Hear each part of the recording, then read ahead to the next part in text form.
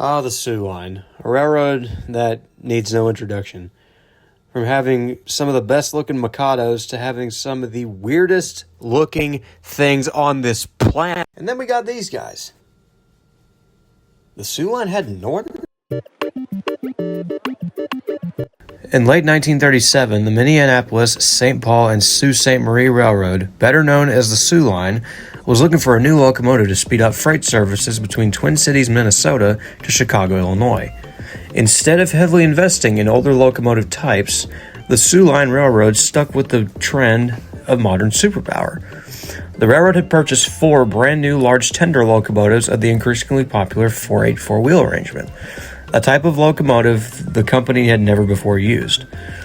These new engines were constructed by Lima Locomotive Works of Lima, Ohio, with the 4 numbered into the 5000 to 5003 series, designated as the O-20.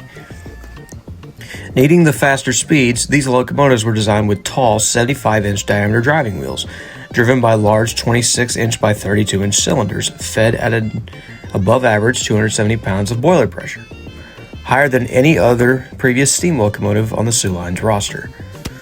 These engines were specially equipped with a Franklin-designed booster engine trailing truck, delivering a grand strength of 79,434 pounds of tractive effort, 66,194 pounds without the booster.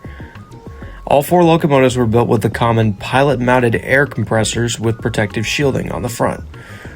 Throttle chambers supplanted in the smoke box behind the smokestack.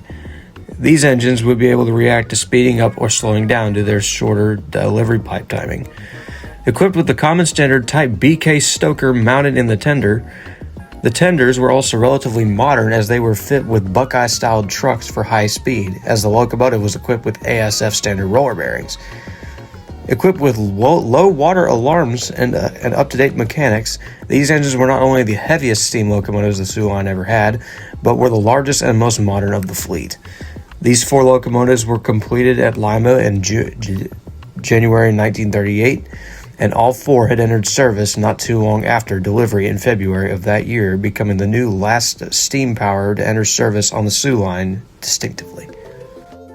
Used primarily in fast freight services in the Midwest, these 4/8-4s were among the finest steam locomotives to ever enter service on the Soo Line. The railroad was never a large customer of Lima, but the Soo Line crews really liked the O-20s as they were very fast and efficient. So distinct for its era, the quad group of 4/8-4s were the only locomotives the Soo Line ever acquired from Lima. Originally, when delivered, all locomotives had white wall wheels for show, as primarily in freight service, the wheels were usually, if not always, black. These 4 Northerns would do so well with freight service that even were suitable as backup for heavier power on passenger duties throughout the 1940s.